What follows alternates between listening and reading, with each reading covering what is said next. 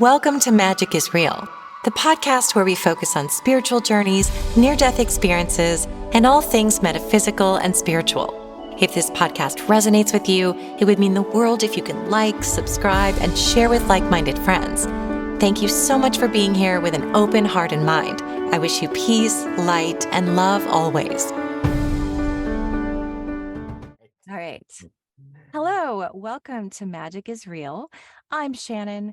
I'm a psychic medium, and I'm here today on Magic is Real with Robert Aho. Robert is a writer. He is a Buddhist. He is a near-death experiencer and has so many wonderful insights to share with us. I'm grateful that you're here, Bob. Thank you for your time and for your energy. Why don't I have you introduce yourself? Tell us about you.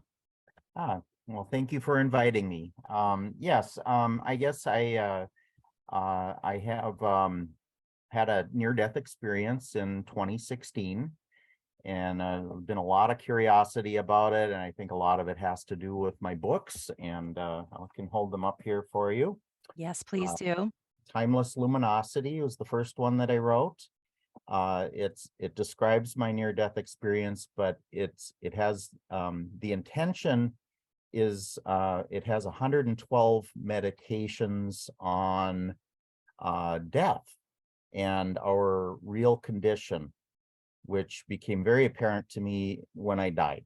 So I wrote 112 poems, and it's been very popular in the top 100 many times on Amazon, and among near-death experience books and Tibetan Buddhist books as well. So it's been something that people have responded to very well. My second book that I wrote is The Frog, a spiritual autobiography spanning many lifetimes. And I wrote this with the intention of helping to give people confidence in their spiritual practice, whatever that may be. I'm not saying a person needs to be a Buddhist. I'm saying they need to engage in their own spiritual practice. And that can come from any number of traditions, or it can be completely something you come up with individually. But it's important to know what a spiritual practice is and to have confidence. So the basis of this is, when I was sitting in meditation years ago, I was hoping that I had been with Buddha Shakyamuni. And so I sat in meditation, and I'm sitting there, and I'm hoping that I hope I was one of his disciples. Wouldn't that be wonderful? I have this feeling, this deep down feeling that I knew him, or I saw him, or something. It was more than just my spiritual practice with this connection to Buddhism. It was something that felt like this is very familiar to me. And so by sitting in deep meditation, I saw him in the forest, walking through the forest at night, and this is India or Nepal, somewhere in that region. But I was just a frog. It was just this little tiny frog in a swamp, and I was mesmerized. And I remember feeling this state of samadhi, as it's called, which is kind of like a very deep, peaceful meditation, when I saw him. And he just passed me by, and shortly thereafter, something ate me. Bummer. So that connection, but I died very peacefully, even though I was supper for somebody, for some creature. Oh, good. But I in lifetime after lifetime, I've had this connection with Buddhism. And when I encountered Buddhism in this lifetime, it was instantaneous. A lama from the Kagyu lineage in Tibetan Buddhism came to speak in Duluth, Minnesota, which there aren't many Buddhists in northern Minnesota. It really is kind of like Lake Wobegon. It's It's Lutherans and Catholics, and that's about it. A few other, but so he came to speak and he did an introduction on Buddhism, and it was like, I know what that is. Yeah. I'm already a Buddhist, and I was already my spiritual practice was such that I was already practicing Buddhism without knowing what Buddhism was. If you had asked me the day before what Buddhism was, I would have just said, I have no idea. I have no idea. But then I was able to instantaneously recognize that.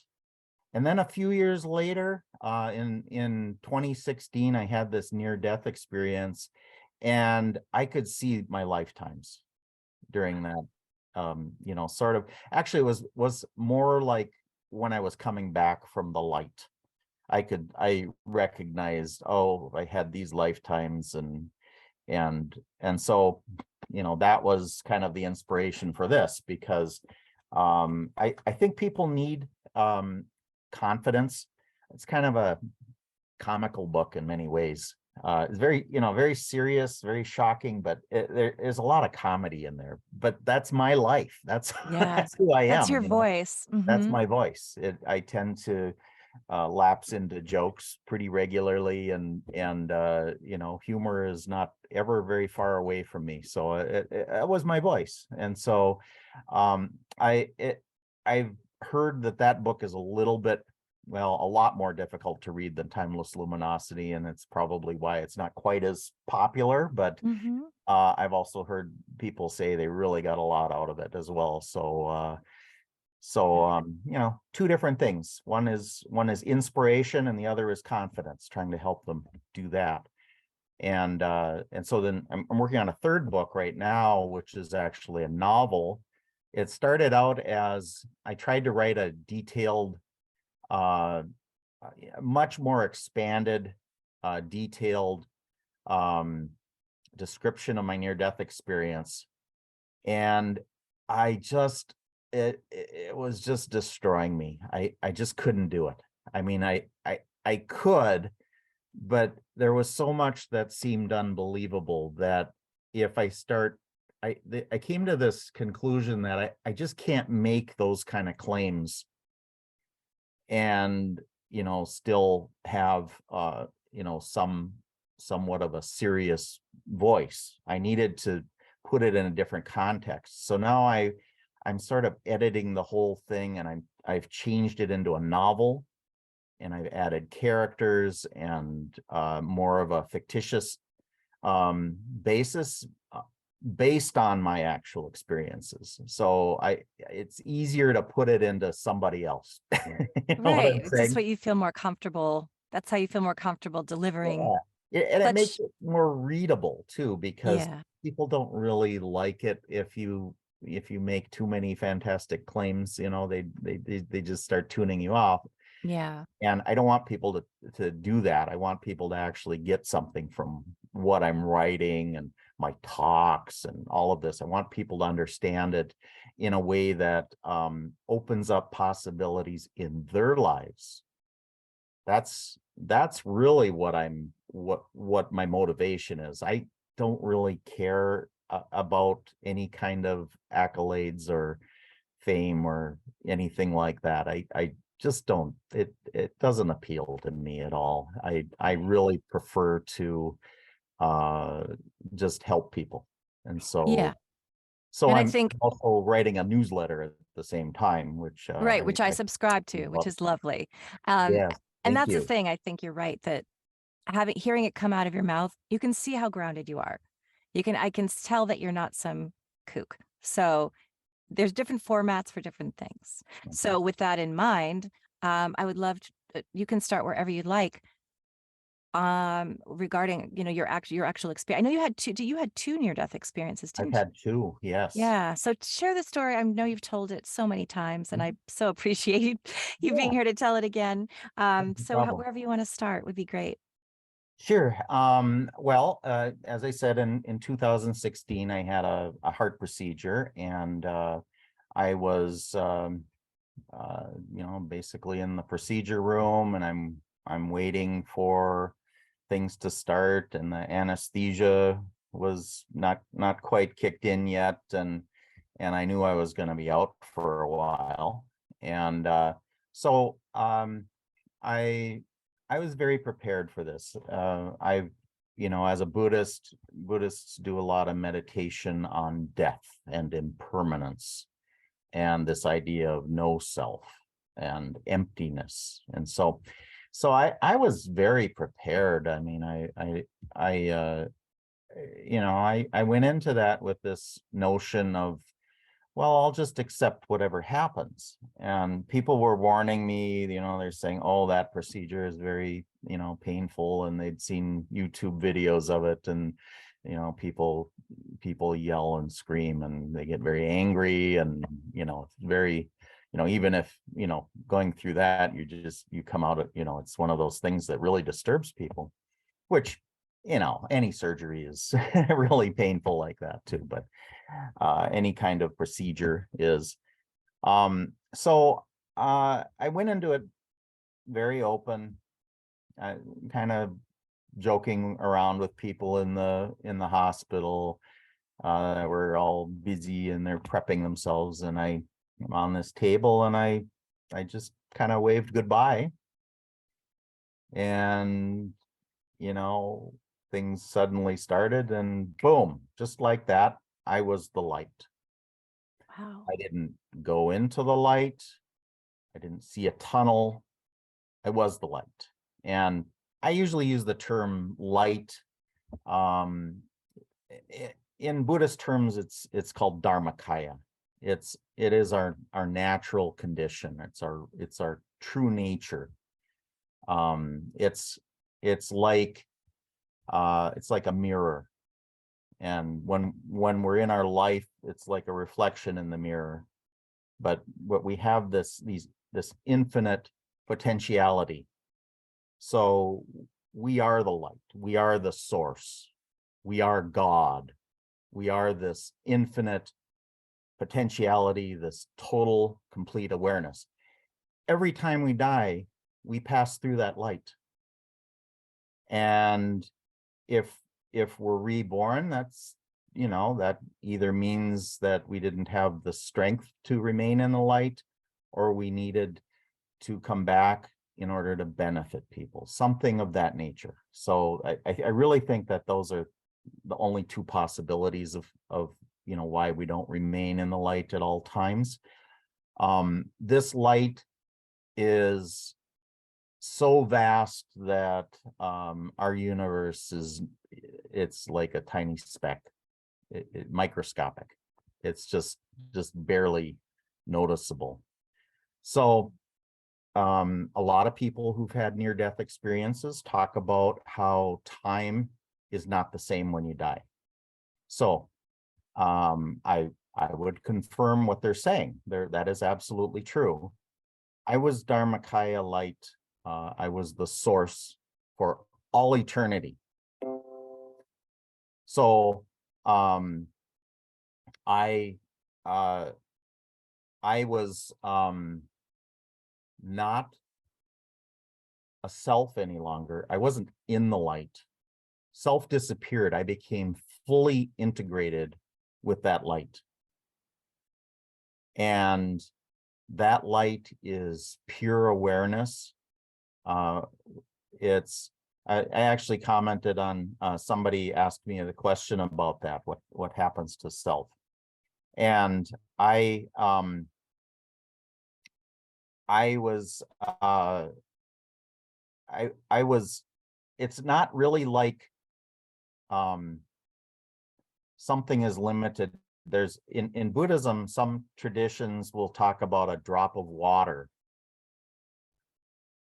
in being placed into the ocean. Okay, so you've got this little drop, and that's very limited by this. So a drop of water goes into I got it there. A drop of water goes into the ocean, and it becomes the ocean. Okay, so where is self? well, self becomes the ocean. But an ocean is also limited. So this Dharmakaya light is infinite, infinite potentiality, beyond anything we can believe, anything we can conceptualize, anything we can know for in our limited human capacity. So I became that for all eternity, which from a human point of view, that just sounds ridiculous, of course. But when I was that light, this notion of self seemed very ridiculous. This notion of a life on a tiny planet in a tiny universe seemed very ludicrous. It was just a very strange notion. And so I slowly started to notice a little, like a vibration or something, a little ripple, a little splash of color. And very slowly, I started to sort of emerge in a state of pure consciousness, not with this notion of self. I couldn't remember self. I mean, it was just something that seemed so distant that it wasn't even entering my consciousness. I wasn't like that. It was like I was emerging from this total awareness. And then I started to remember, oh, I used to be this person. And almost immediately I had this, the same thought was, oh, I don't want to return to that. And okay, so just that quickly, this notion of self occurred, because when you are the light, you don't have anything to protect. You're indestructible. You're infinite. And I suddenly had this notion of self where which is ego. I have something to protect, which immediately I had this feeling like, well, that's ridiculous. What is there to protect? There's nothing to protect. But then the more I remembered the self that I had been, that person I had been, the more I realized that, oh, that was a lot of pain. So I've had some kind of serious health issues, and I've been in a lot of pain for a majority of my life. And it's just been, it's been pretty awful. Not something that really would appeal to anyone. It was really, it's been a lot of pain.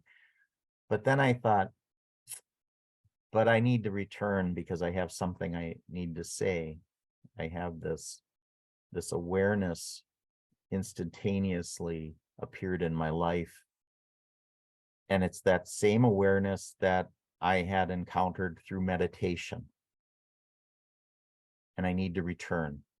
So I noticed all this color and vibrations, and pretty soon I determined I'm going to return. I need to benefit people in some way, even if it's a small way. At least I can do something to help benefit people. So I started to return, and the energetic dimension started appearing, which is referred to in Buddhism as Sambhogakaya.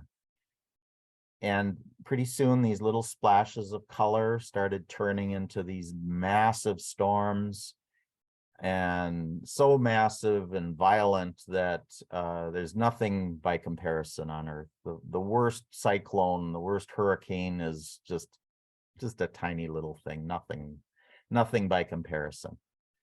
And I mean, these storms were far greater than the size of our universe. And as I appeared into that, I had this spatial sense that this energetic dimension is very small. By comparison with the Dharmakaya, it is very small, but it's still very, very much larger than our universe. Just I mean, you could almost say infinitely larger than our universe. And I should preface this a little bit with, this notion of Dharmakaya is not really something we ever leave. We just have this appearance of leaving it. We have this way of perceiving things that creates limitations. So I went from a state of complete open infinite awareness into this more constrained view, that's this energetic dimension that still is more vast than what human perception can actually deal with. So I was aware of our universe and where Earth was. I could see it. It was just this tiny little speck.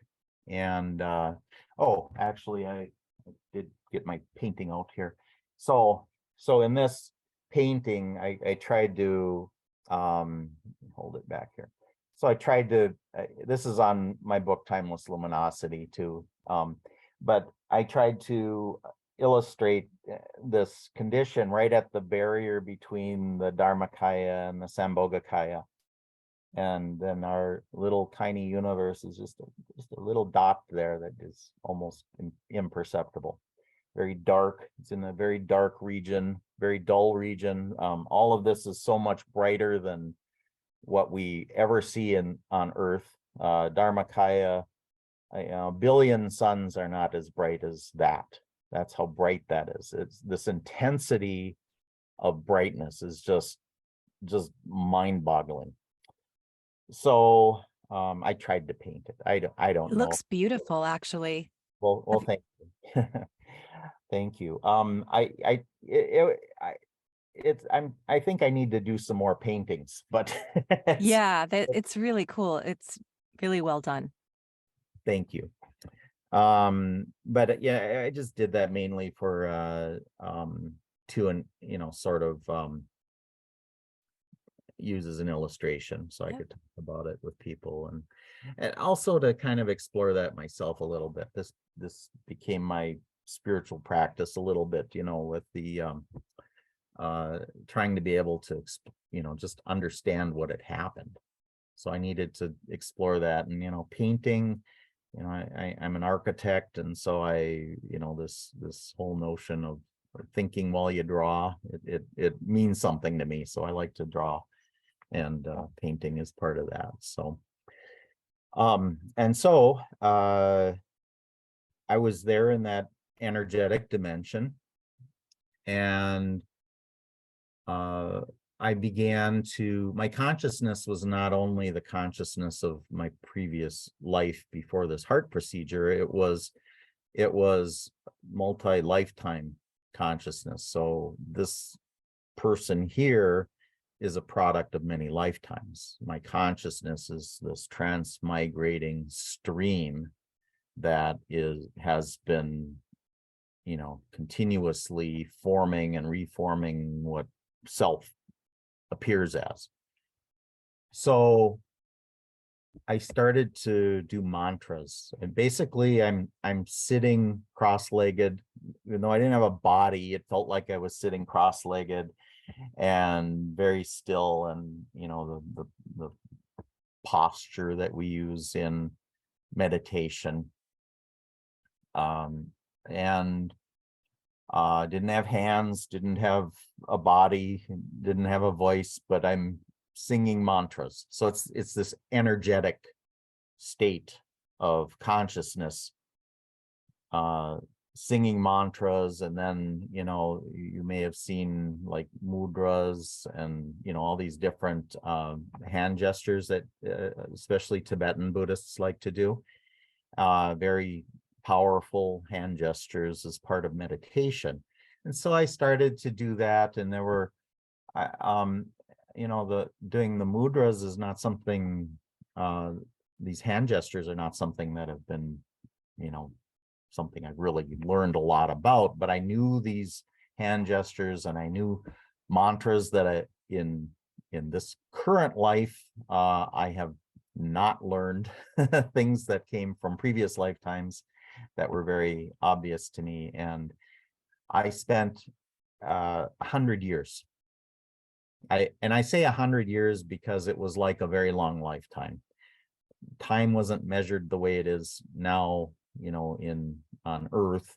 It was different, but it was extremely long. It was like, I thought, well, it's like twice as long as my lifetime is now. And so, at least twice as long. And so I just say 100 years. Obviously a year requires the rotation of a planet and going around the sun and all this.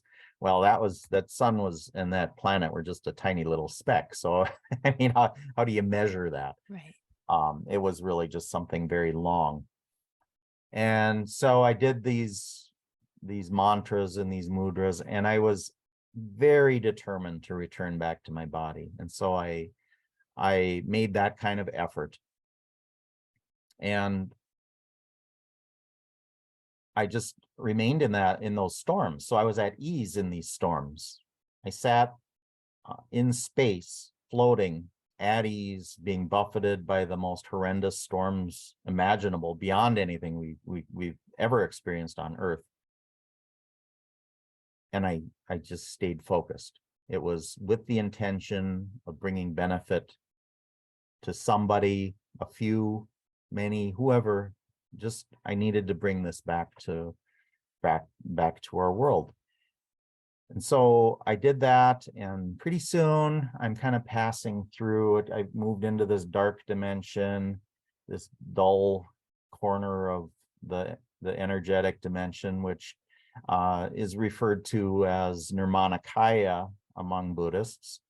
And that is really, that's our physical dimension.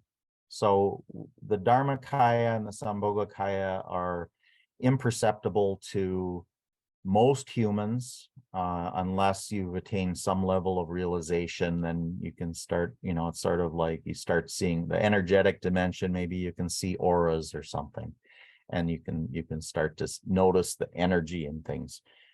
And that becomes perceptible through spiritual practice. It's an ordinary human. It's absolutely invisible. So it's not something that someone, and when I say ordinary human, I'm saying somebody who's governed by ego and disturbing emotions and is, kind of out of control, not able to maintain their focus and realize what's harming them, what's harming others. It's just, just sort of that type of thing, which, with spiritual practice, we can start to dispel ego. We can start to find a way to move into a state of sanity. I would say the problem with Earth is that it's like a big lunatic asylum. It's everybody is making the wrong decisions all the time. Yes. And the few who are serious about their spiritual practice, and I'm not saying religion, I'm saying spiritual practice, because spiritual practice is not limited. Religion is limited, and it's good. I'm not knocking religion. But what I am saying is that religion tends to create very strict rules and very narrow viewpoints. Awakening is open. It's our heart and mind become completely open. And so spiritual practice is something that leads us to awakening. Now, any religion, any of the major religions, at least, are sort of point in that direction, but the trouble is that sometimes people fixate on it to the point where they're limiting themselves and kind of narrowing their viewpoint, and their own spiritual practice suffers, and they maybe go in a different direction from what the religion was intended to do, and so that becomes a very negative thing if that happens. So a person always needs to be able to sort of open their heart and mind to possibilities beyond what they now think are possible. That's how you awaken. That's how you become the light. So that's my dog. I don't know what she's doing. Sorry. I know, I can hear her. I was like, there's a dog back there. Something. Um, so I went to this very dull part of the of existence, uh, this area that is very limited, very constrained, which is our universe, just tiny, just this tiny dot. And I started to hear people. I started to hear that the sounds of a hospital, you know, different, people rushing around, and I could feel that they were worried. Okay, so um I started to realize I was getting closer to my body. And this was very dark. Um, it's kind of like some people will, when they die, they might have a more shallow experience and they just see sort of nothingness or darkness. It's also something that happens when you pass out. You just go into this sort of void. Hmm. So that's kind of closer to our body, that void. And I was kind of entering that space. And so I hear these, people talking, and apparently I had started to move. Apparently my hands were starting to move, and I could hear myself making little sounds, just kind of whispering, kind of, I was chanting these mantras. And one of the nurses said, What's he doing?" He was really, it was really a big question mark. What is that? What's going on, kind of thing, that kind of sound in her voice. And another nurse said, and they were both women nurses, and the other one said, "Well, I think he must be a Buddhist or something." And right then, boom, I popped into my body and I started to laugh, and I said, "I think you might be right." There's people all over the place, and they started to laugh, and even people out in the corridor were laughing, because there was like a desk out beyond the room, and they where they could see what was happening. Uh and uh and everybody was laughing. And I saw my cardiologist standing there, and he just, he kind of looked like the guy from Airplane with the sweat coming down. He was really nervous. He was kind of a wreck. Maybe not quite that bad, but it was Yeah. that on that order. And I looked at him and I said, "Can we do that again?" And he says, "No way, no way, Robert. We are never doing that with you again." And then I turned to the nurse, and the room kind of started to clear, and I said to her, I think I might have died. I kind of made it the kind of a Minnesota way of saying it. Yeah. Don't make it too strong of a statement. And I said, "Could I see the readout?" And she said, "Well, you did die for about 5 minutes, but we didn't declare you dead. We were getting a little nervous though." And so she showed me the EKG, and it was flat, flat, flat, flat. And then I said, "Oh, there's a little Mm. bump there." And she said, "Oh yeah, see, you're that's when we started to see, like there's a little bump, and then, few seconds later it's flat again, and then a little bump, and then they started getting more and more. But I had flatlined for 5 minutes. So, Wow. so it's not a super long time here on Earth, but I was gone for an eternity. Yeah. And then I was gone for 100 years, and then I discover it's only 5 minutes. Oh, So that's crazy. this thing about time, time being relative. uh Hmm. yeah, yeah, it when you're in the death bardo. Bardo just means a gap. That's what Mm. that word means. When you're in the death bardo, time has a different meaning than it does here. Hmm. And that's also true with dreams. So that's kind of Yes. an interesting thing to think about, is that when we are dreaming, we have this same difference in time. I mean, you can live an entire lifetime in a dream, and it's only one nighttime. So Yeah. that's happened to me through dream yoga meditation also, which that happened before my near death experience. But I would do these very long meditation times in a dream, and it was, I'm living this whole long lifetime, and then it's morning, I'm like, oh, who am I now? I don't remember. so Yeah. so I did have that background, as a very serious Buddhist, somebody who really every day, as every chance I had, I'd meditate, sometimes many hours a day. And so like I say, I was very prepared for death. Yeah. Death wasn't something that worried me. And when I came back,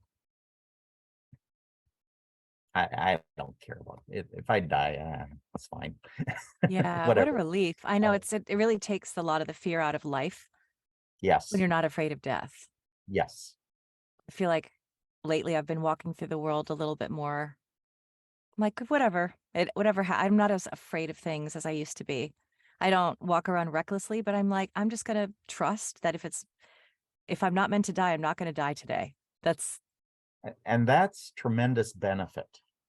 Just learning about what happens when we die, and this more illusory aspect of our own life and our self, developing that fearlessness. I know. Wonderful. Yeah. Now you can apply that to your spiritual practice. Right. Fearlessness is essential. It's essential. Once we develop fearlessness, now we're opening up all these possibilities. Now, awakening doesn't seem like such of a distant possibility. No, this is something you can do. Right. You can do this. This is possible. Absolutely. Was your second near death experience, did you actually die or was it an out of body near death experience? Well, let's see.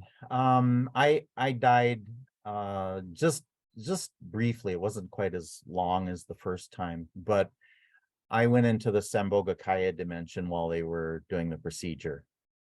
Got And it. I had Yeah. to get into my heart and snip some nerves and do some fun stuff, cauterizing things. And so little bit less of a severe situation, from a life perspective. But I went into the back into the Sambhogakaya dimension, and from my perspective, I was there for a very long time, and it felt like I was doing the same thing. I was floating and doing mantras and meditating, and then I came back. So by comparison, that was a much smaller near death Yeah. experience. Um, yeah, it's kind of a good point. If it is that a near death experience or is that an out of body experience? Because um, it it was much smaller than the first experience, but um they did have to stop my heart for Oh, a little, yeah. you So know. that would be, I mean, it doesn't really matter but I just say that because a lot of people who have near death experiences leave their body more easily after that because Yep. their soul knows how to do it now. So sometimes you'll just pop right out. Yep. And I have a friend who that happens to all the time. Yep. She didn't remember having a near death experience, but I asked her if she had a traumatic birth, and she said, "Yeah, I think I actually did."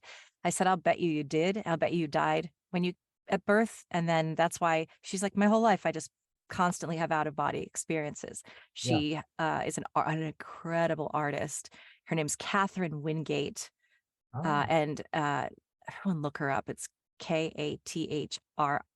She's very young, so she's not all established, but Mhm. her paintings are all out of body themed, and they're Oh. gorgeous. They're beautiful. So just that was a little side note. I would love to know from what you've experienced. This has just been on my mind lately. as we're in this world, are we actually like creators of our reality? Are we subject to not the whims, but like, our souls come into this world. And I know that to some degree we have a choice about what happens ahead of time. Some things are sort of predetermined, just how you navigate them and the Yep, choices you make are what make them different. But do we actually have the opportunity to change our reality? we do. And we are continually creating ourselves. Every moment we create ourselves. This self that we think we are, that's a creation of our own mind. Okay, so what in what way does a person have the power to control that? That's by looking inwardly. That's by meditation. That's by really paying attention to what's happening, being present, being aware of your circumstances at all times, paying attention to how you treat other people. It's no coincidence that Buddha Shakyamuni started his teachings in this Nirmanakaya dimension by teaching a path of virtue. So you are, you're being very kind. You do no harm. You're paying attention to that virtue. Um, and and that's the eightfold path. So you have these very virtuous elements that you pay attention to. So when you start to do that, you're changing how people perceive who you are. You're changing how they perceive themselves. Now they're associating with a kind person, somebody with a kind heart, somebody who's virtuous, who doesn't lie, who doesn't cause harm with anyone. Okay, somebody who pays attention to their words. So you become their virtuous friend. You become somebody, and I'm not saying virtuous in sort of a puritanical sense. I'm saying in a way where you're constantly focused on bringing benefit. Now, if you read my books, if you read my newsletter at timelessluminosity.com, you'll see that this this phrase comes up all the time. Bodhicitta is the key. So what is that? There's some discussion among Buddhists that, oh, well, no, bodhicitta didn't come first. It was renunciation. So the sort of the path of renunciation where you decide to separate yourself from the world and go out in the forest and just don't have anything to do with anyone, just meditate all the time, which it's kind of like my life, but it's not why I'm doing that. I'm not practicing as a renunciate. The key of bodhicitta, it just means having compassion for yourself and others by developing this aspiration to awaken. So if we're looking at our loved ones, all the people that we encounter, and we realize that, you know what, I can't help them unless I awaken. I need to awaken. Okay. So you can start on the most important part of the Buddhist path is the first step. So sometimes people say, oh, well, you're just, they compare themselves to each other. And they say, well, you're just barely beginning. You're still on that first step. And then there's other people say, oh, I'm doing these practices and blah, blah, blah. The first step is the foundation. So if a person wants to spend many lifetimes on the first step, that's wonderful, because now you have something very solid to base everything. Your entire spiritual practice for the rest of your lifetimes will have a strong foundation. Very important. It's very important. So I don't get hung up on that. And I have to say, a person will not, if a person starts with renunciation of the world and just says this world isn't working, I'm going to just separate myself from the world, it won't last. You have to start with this intention, this compassionate intention for awakening with yourself. So by starting with bodhicitta, we have something that lasts. So this is something that we integrate into our spiritual practice. It becomes very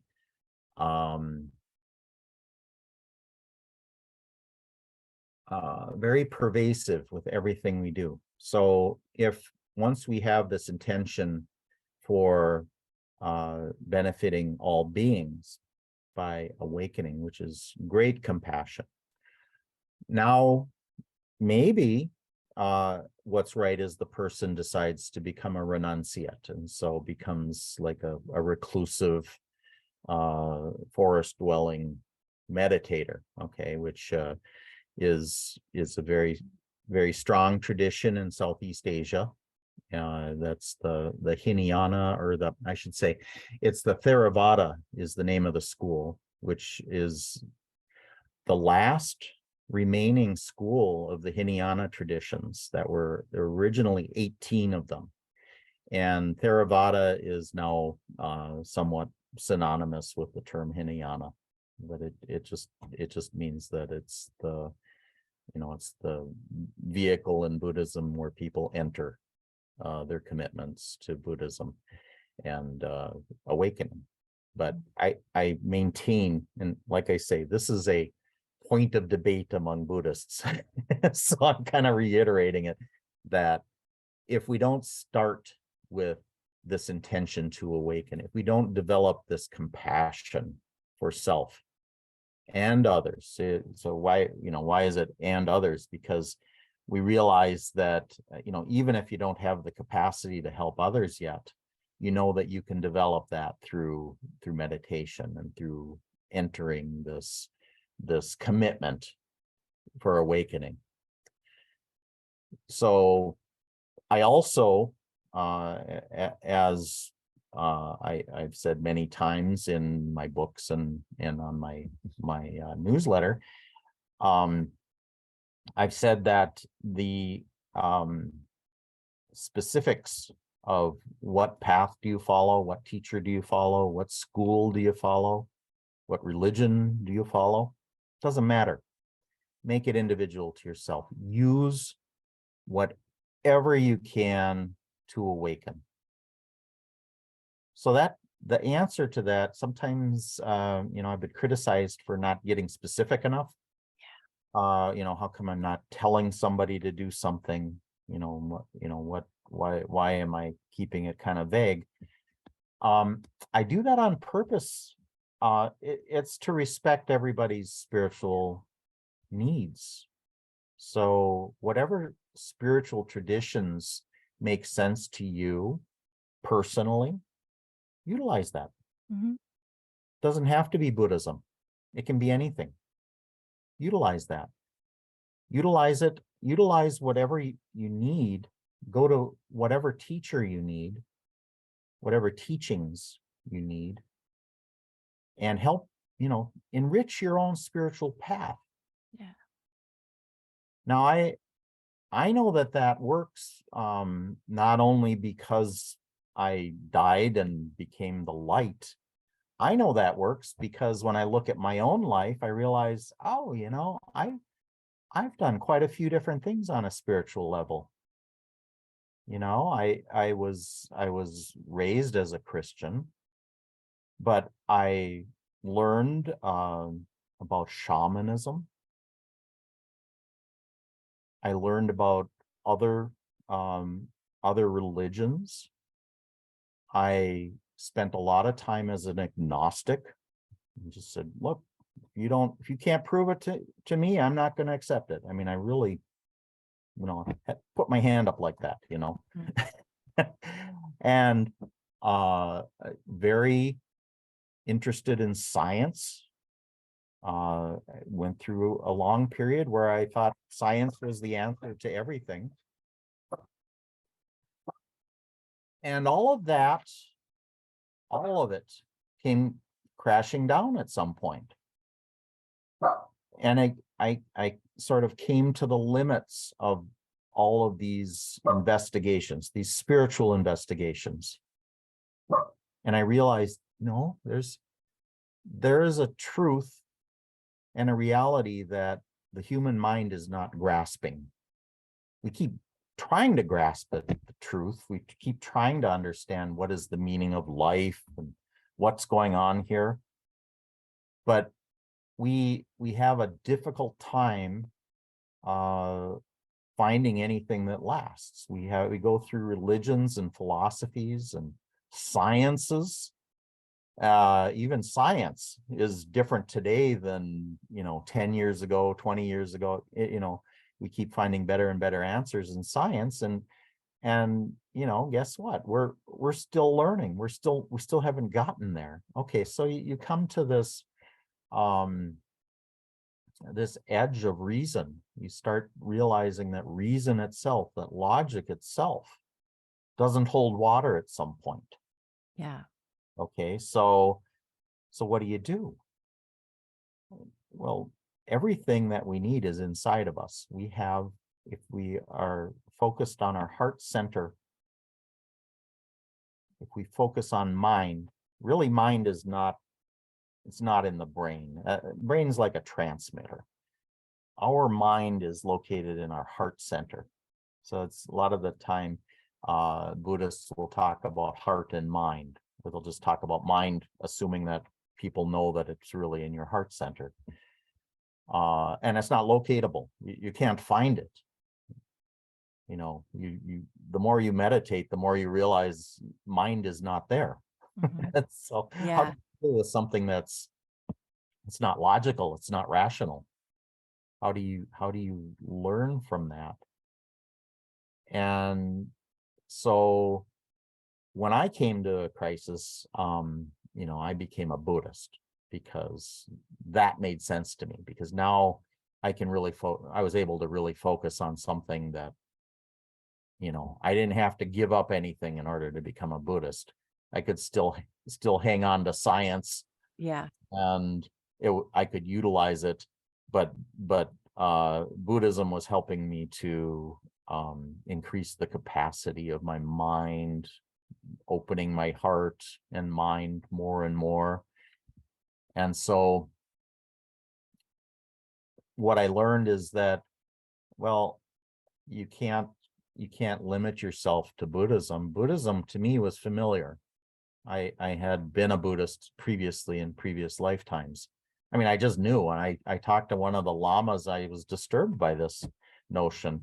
I talked to this lama who had introduced me to Buddhism, and he started laughing. He says, "What are you all upset about? That's just your past lives, And he was from Tibet, and he's like, well, because in Tibet they all take it for granted, and yeah, you were a child, you were born, you had a life previous to this. That's all. We all know that. Par for the course. Yeah, in the West, Yeah. that was like, okay, it was becoming obvious to me, and I didn't know what to do. I didn't know, what am I going to do with this? Because am I losing my mind? Because this is as obvious as the weather. This is just something that now I could see it. And so I developed this, because I hear, coming back from death and wanting to bring benefit, I needed to know what to say when somebody starts asking me about, well, but I'm doing certain new age things, or I'm really I'm studying Wicca, or I'm a Unitarian, so I'm doing lots of things, or I'm a pantheist. There's people that are bringing back old religions that have been gone for a long time, or Native American spiritual traditions are, becoming more prominent lately. And well, what do I tell them? Because I could see very clearly that all of these are very important to each individual. And what's most important is to be where you are and practice the spiritual tradition that you're on. And whatever I'm talking about sort of is big picture kind of things, looking at mind by sitting in meditation. That makes you better at whatever you do. So you don't have to be a Buddhist. His Holiness the Dalai Lama has said that. He said, don't become a Buddhist. Utilize Buddhism to be better at whatever you are.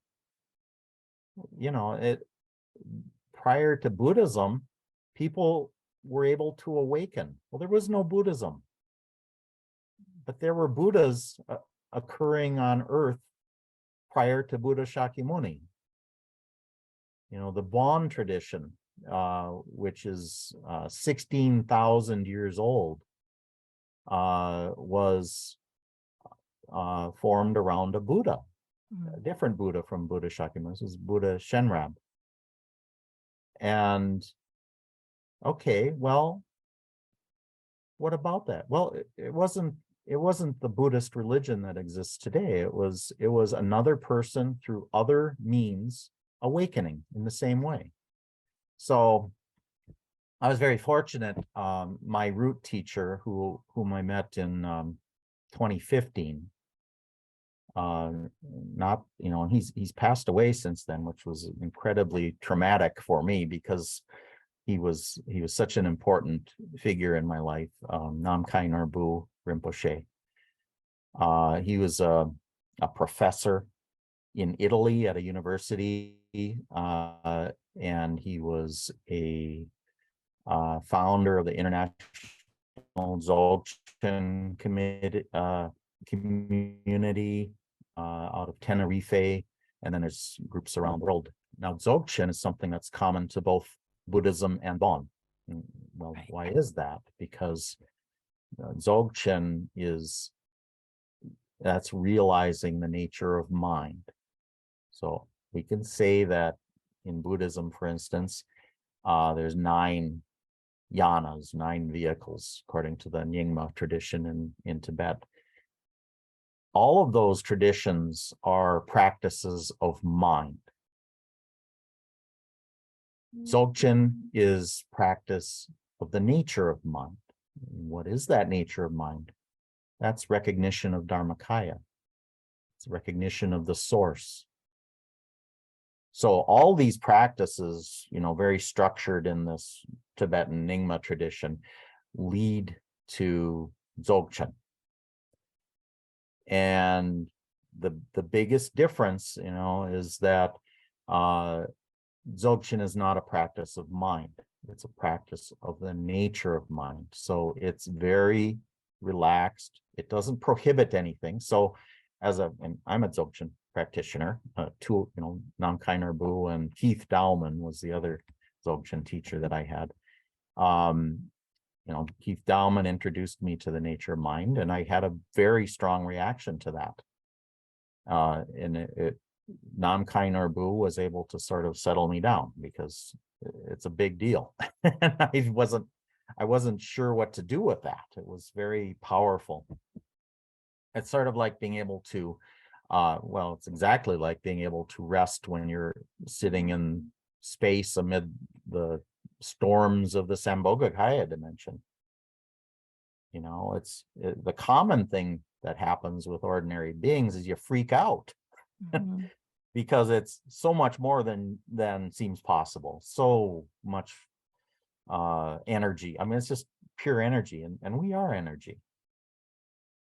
So we're very vulnerable. There's no barrier. We're totally exposed to that. So sort of relaxing in that state of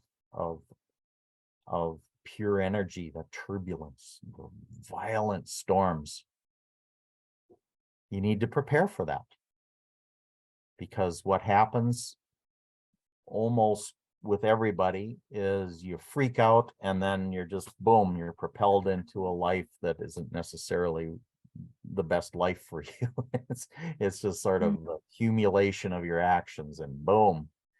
And that's why the Dharmakaya is something that's barely seen by most people.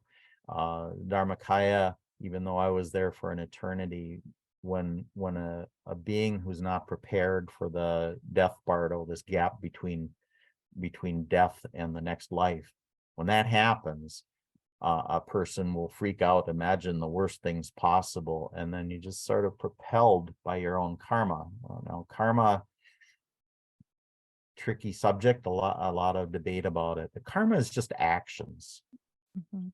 So if you've started to accumulate merit by, by living altruistically, by trying to benefit beings, by taking care of yourself, your own mind, by meditating, by learning to be peaceful, by meditating on death, by being generous with people in some way, shape, or form, by you know, by being kind to yourself and others.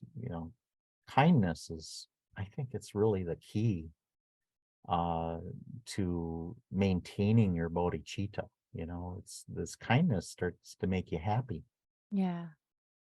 you know People who are not very kind, they tend to be pretty miserable. But if you Mhm. learn how to be kind, well, you're kind of happy all the time. Even if something goes wrong, you're kind of happy. Yep, that's true. Laughter is right there. So your kindness, this practice of kindness, it's it's incredibly powerful. Now we can say, in Christianity, Christ taught kindness. He taught, you know, turning the other cheek. He taught compassion. I think love and compassion were that was his whole message, you know. And we see that in other religions, other traditions. Great spiritual masters who've come and gone have taught the same thing. Mhm. So why is that? Well, because they're tapping into this eternal truth, the same light, the same source. They're tapping into that. It's not religion specific, it's not philosophy specific. It's universal. We all have equal access to infinite potentiality. We don't need somebody else. In fact, usually somebody else will kind of screw it up for us if we give them enough chances. What we really need is to continuously take responsibility for our own spiritual well-being, continually look at mind, continually cultivate great compassion and this desire, this aspiration to awaken. If we're doing that, uh, really nothing goes wrong then. Now we are tapping into that wisdom just like all of the great masters throughout time have done. And it's not something that can be prevented from coming to us. This light is something that we all equally have access to. You don't have to go to somebody else and say, well, he or she's got all the answers, and hearing messages from God or messages from spirits in the death realm or whatever. I mean, we Yeah. can come up with examples. Somebody else doesn't have the answer. See, if somebody else is giving you an answer, your responsibility then is to investigate that. Look in your Yeah. own. Don't ever blindly accept anything anybody says, including what I'm saying here. Investigate everything I'm saying. Yeah. If only we could all get on the same page. And that's the thing, we are on the same page. We just don't know it. Yeah.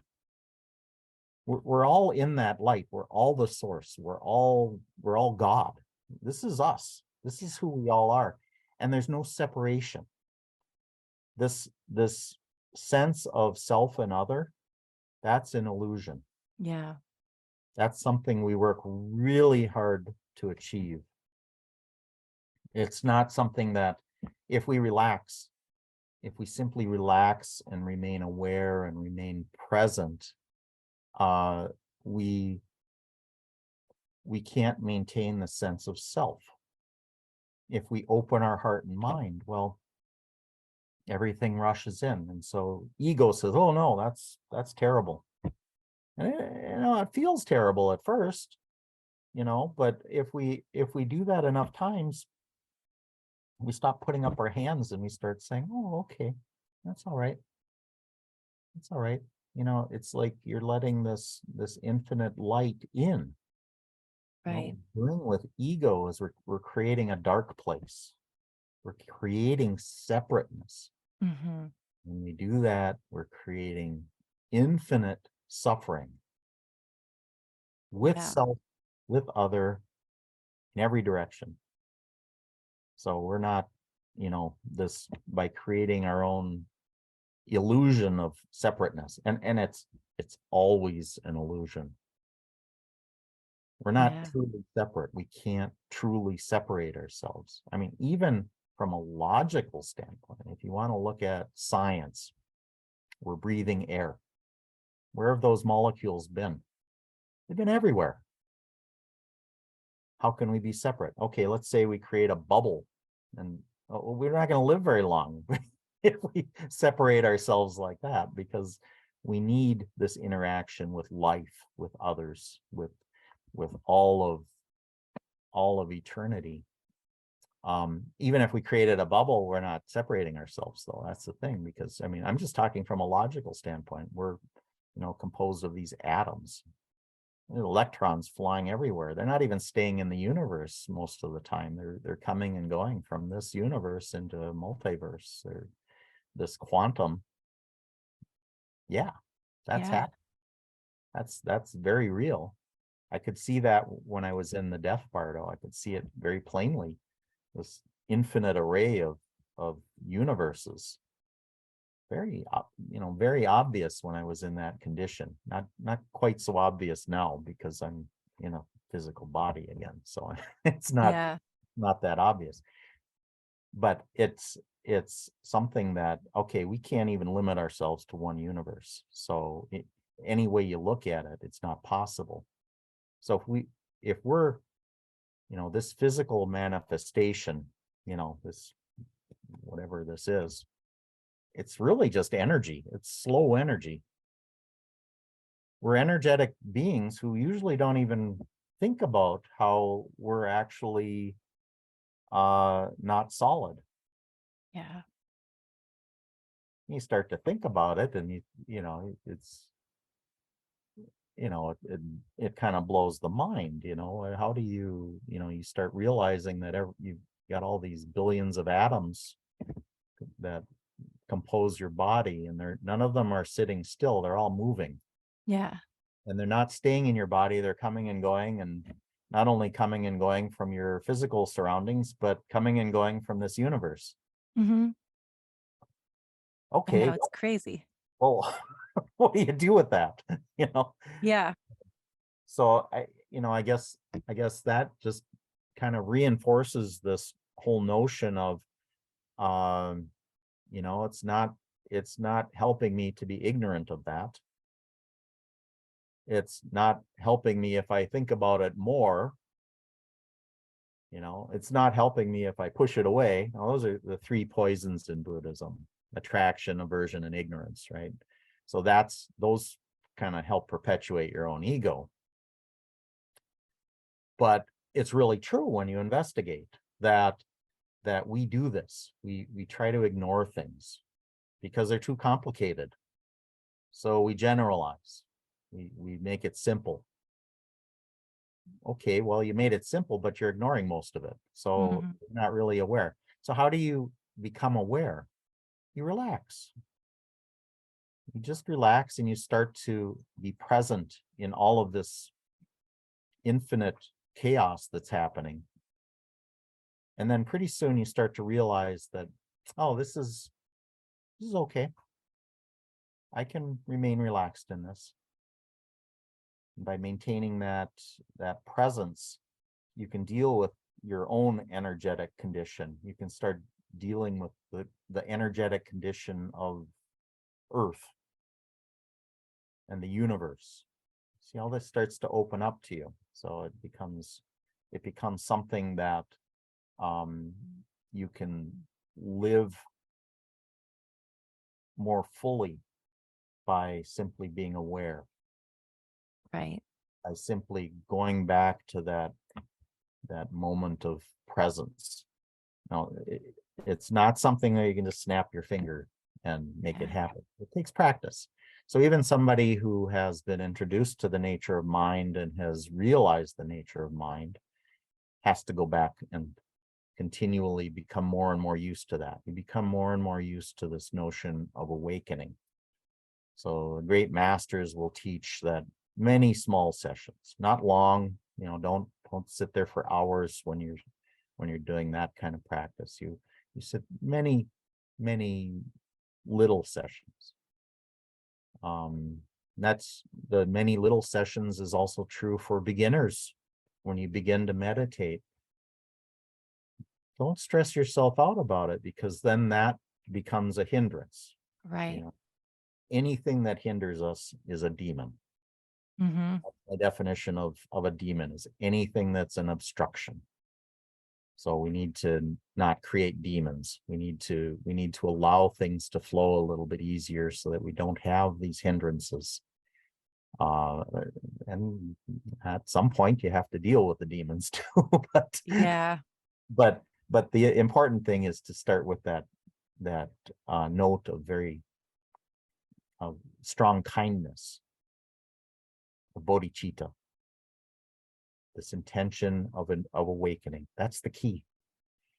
That Mm. that will that's the key to everything.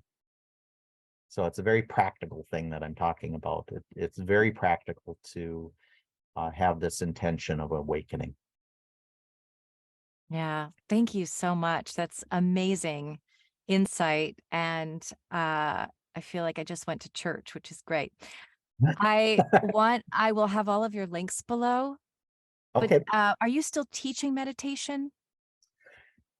Yes. Occasionally somebody has asked me to teach meditation. It's just in the last couple years, 3 years or so.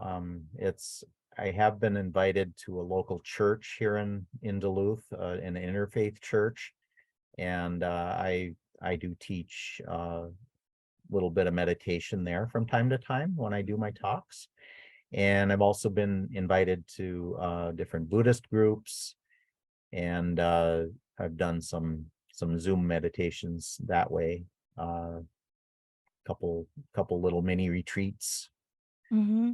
So, but I'm not spending a lot of time doing that. I'm spending most of my time writing or just meditating. So I'm doing that. And Wonderful. That's little great. Well, bit of stuff related to my profession too. So, but not much. yeah, of course. We all have to do that. Well, thank you so much, Robert Aho, for being here. This was so wonderful. And thank you for taking so much time and giving us so much of your energy and just to share your insights. I'm really looking forward to seeing what's next, to being in touch with you. And definitely check out Bob. I call him Bob. Bob's books. Yeah. Thank you so much for being here, Bob. You're welcome. Thank you for inviting me. Hello, My friends. pleasure. Thank you so much for making it to the end of this episode. Thank you for being here. Thank you for coming here with love and an open heart and mind. It would mean the world to me if you can put a comment below. If you haven't already liked or subscribed, please do so. That is how you can support this channel for free so I can keep bringing you wonderful content on a regular basis. I just want to say that without you, none of this would be possible. The success of this podcast wouldn't be possible, but more importantly, this beautiful community of like-minded souls wouldn't be possible. Thank you again from the bottom of my heart. You are what makes Magic is Real magic.